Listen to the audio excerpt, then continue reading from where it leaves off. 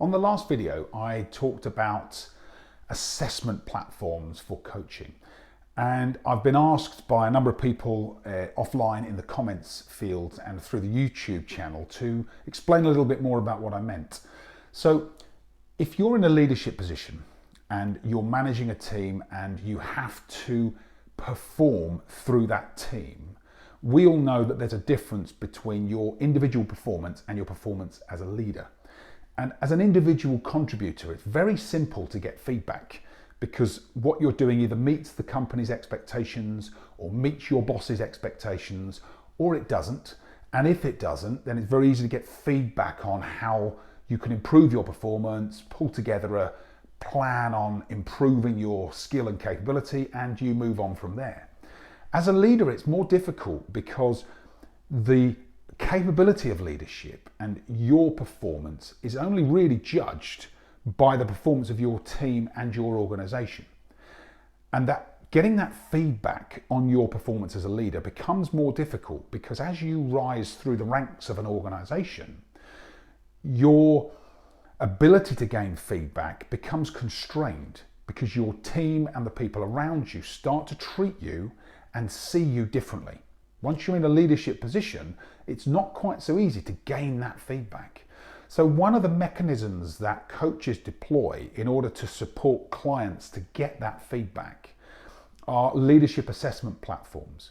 And there are lots available in the market, but I would just advise you that as you start to consider working with coaches or business performance experts and consultants, one of the ways in which you can get huge value in assessing your own leadership capability and performance is through one of these platforms.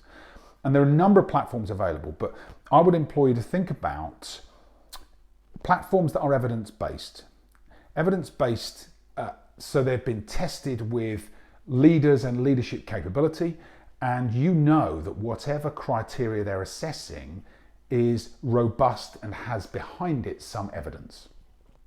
Then think about who you want to be assessing your performance. Clearly you'd want a self-assessment, so you'd be assessing yourself, but it's really important that the right people feed back on your performance so that you get a clear view on your own capability. So one of the strongest indicators of your performance are the people that work for you, so your direct reports, your team. The next is your own manager. That tends to be someone who has a view on your performance, although interestingly, perhaps not as strong or as influential a view as the people that you lead and manage. Then I guess there are the people who work alongside you. So if you're a member of a leadership team, do you want insight from a board of directors or other peers and other leaders in other functions? And then there are recommendations. What are the recommendations from each of those people to help inform your personal development? How do they help you to see the ways in which you can improve? Some of that can be done tangibly through specific criteria, and they can make assessments of your performance against those criteria. And then of course there are comments that can be given to you to inform your development. But one of the things that is really important is to offer people either security and safety in giving that feedback or anonymity.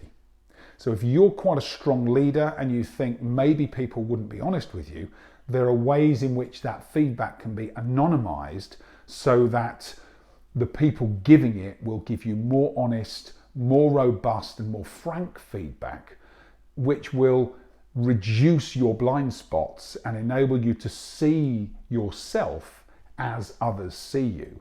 And that's a real gift, to be able to see yourself in a way that other people see you.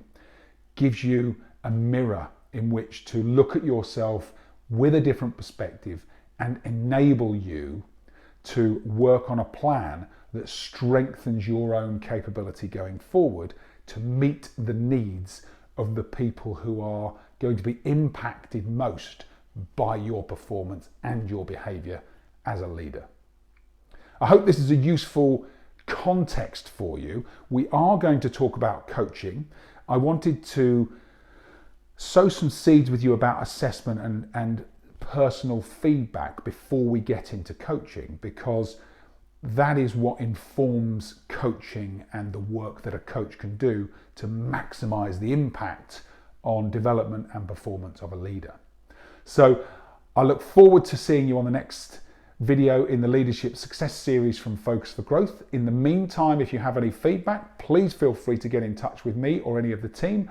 We'd be delighted to hear from you, and we're always looking to work with like-minded, high-performing, emotionally intelligent leaders. So I look forward to seeing you on the next video from the Leadership Success Series from Focus for Growth. Thanks.